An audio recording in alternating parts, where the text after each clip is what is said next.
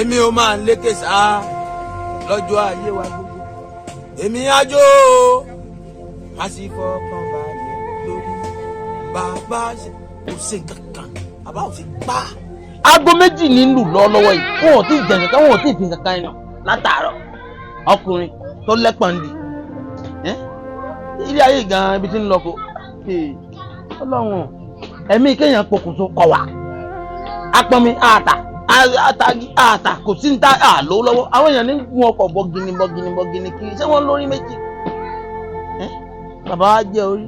èmi dúpẹ́ mo rí àánú gbà o èmi dúpẹ́ mo rí àánú gbà o Jésù Kristi lọ́nà mi Jésù Kristi lọ́nà mi mo rí àánú gbà o. pilot bàdí mi fẹ́ sọ bàdí mi tọ́ yẹ ẹ́ dé àtòkè náà mo ti wá ń gbóhùn ẹ pẹ́ẹ́pẹ́ẹ́pẹ́ẹ́pẹ́ wọ́n ò kí ló dé kí ní ṣẹlẹ̀ kí ló múná ní sọ́jẹ́ ló tó ní àbíkó. orí ẹ̀wọ̀n mo mọ tó dé àmọ́ mo mọ̀ pé n ti ń ṣe po kò sọ̀ra. kí ní ṣe po tí ò wá sọ̀ra. ó bẹ́ẹ̀ mi ṣe wáyé mo ti yí ìpín yàn. ọyí pé. ó rí tí mo mú ni. ijó ló bóyá rí àwọn ilẹ̀ mọ́gbà lọ́dọ̀ sàkété. ẹ dákun ijó ló wà bọnu eléyìí ní ìṣètò òun. ẹ yóò tí mọ̀ ọjọ́ kú lọ́jọ́ sí mi o. àìrọ ọmọ ìyá mi jésù tọrọ fún ọ jẹ jésù tọrọ fún ọ tó o bá wò mí wọn náà rí i pé ayé mi ti yàtọ̀. lóòótọ́ ni ayé rẹ̀ yàtọ̀. tó o bá tún wá wò ó rí i pé inú àgbà wa ń bì yìí ṣàṣeyàn kọ́ ló lo áńdẹ́ẹ́dì fóònù. eléyìí tá a fọwọ́ tẹ̀ yìí. níbi tó sọ sí tó ọkùnrin fóònù ọwọ́ rẹ̀ mo rí i pé ọkẹ́ jẹ mu. tí wọ́n sì ní. àmọ́ fìlà orí ẹ̀ àbí bí ẹ ti ń gbẹ mu.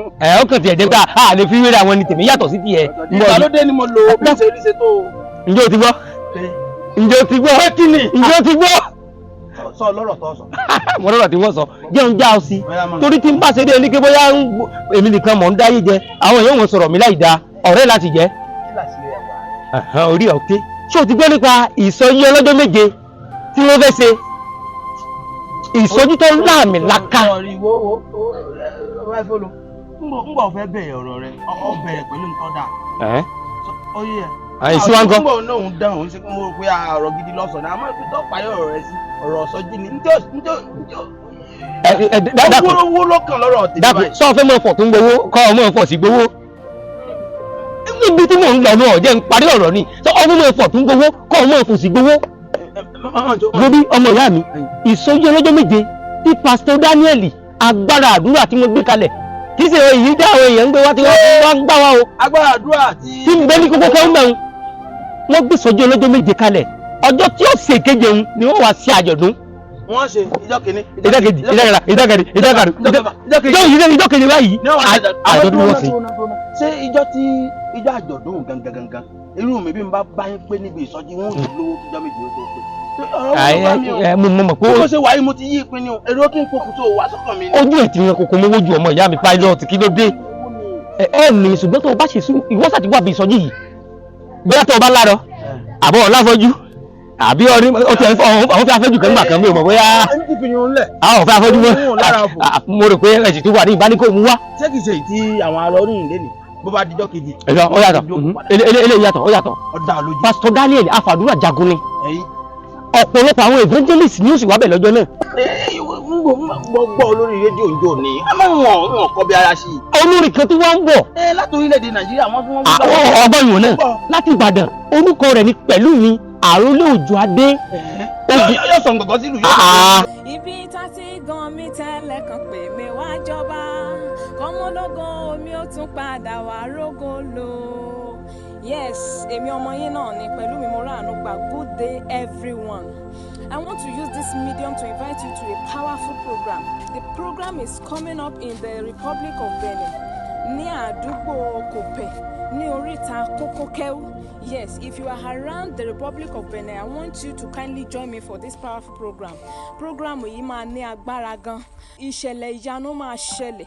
It will be full of great testimonies, which I myself, Pẹ̀lúmi Moranuga, will surely be there live and direct with other ministers of God. Ṣé Pastor Daniel nìkan ni ó wá ṣe? Kì í wá ìsàwọn nìkan o, àwọn àti ọ̀pọ̀lọpọ̀ evangelist ni ó wà ń bẹ̀ lóbìnrin àti lọ́kùnrin.